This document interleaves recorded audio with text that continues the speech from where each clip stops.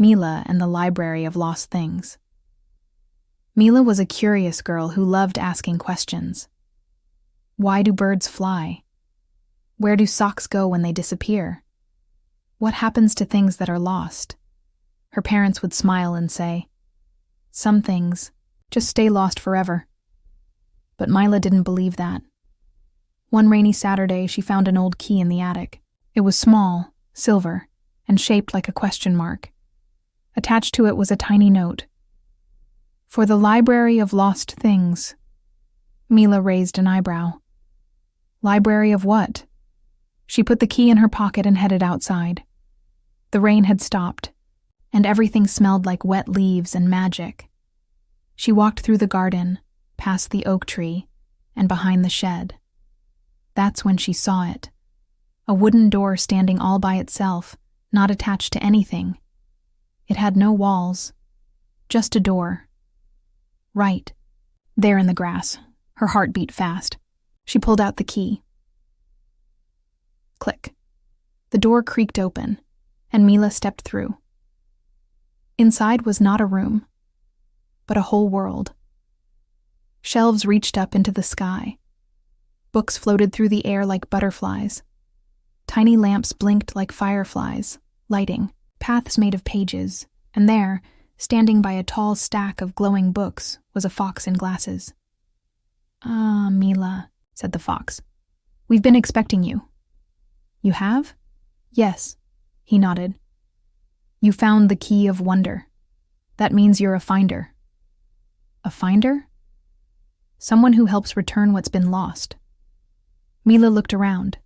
There were baskets labeled lost buttons, lost socks, lost memories, lost laughs, lost time. "How do I help?" Mila asked. The fox handed her a glowing book. "This one holds a lost memory," he said. "Someone somewhere is missing it. You must return it to them." Mila opened the book. Suddenly she was standing in a cozy kitchen. An old woman sat at the table looking sad. "I can't remember what I was looking for," the woman whispered. Mila reached into the book and pulled out a little wooden toy, a carved horse. The woman's eyes filled with tears. "My brother gave me this when we were children," she said softly. "I had forgotten." The kitchen glowed warm, and Mila was pulled back to the library. Over the next few hours, Mila returned many things: a giggle to a shy child, a forgotten lullaby to a sleepy father, a missing puzzle piece to an old man's memories. Every time, she returned something. A new shelf lit up. Finally, the fox said, "You've done well, Finder Mila, but there is one more thing to return." He gave her a mirror. Mila looked into it and saw herself, but sad, unsure, and small. "I don't understand," she said. "This," the fox said gently, "is the part of you that forgot how strong you really are." Mila touched the mirror and whispered, "I am brave. I am kind. I am curious."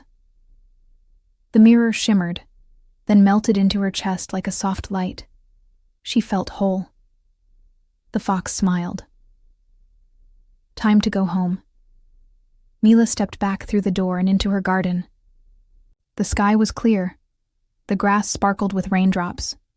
She looked in her pocket. The key was gone. But she didn't need it anymore, because now she knew nothing is ever truly lost. Not memories, not love, not even courage. You just have to know where to look.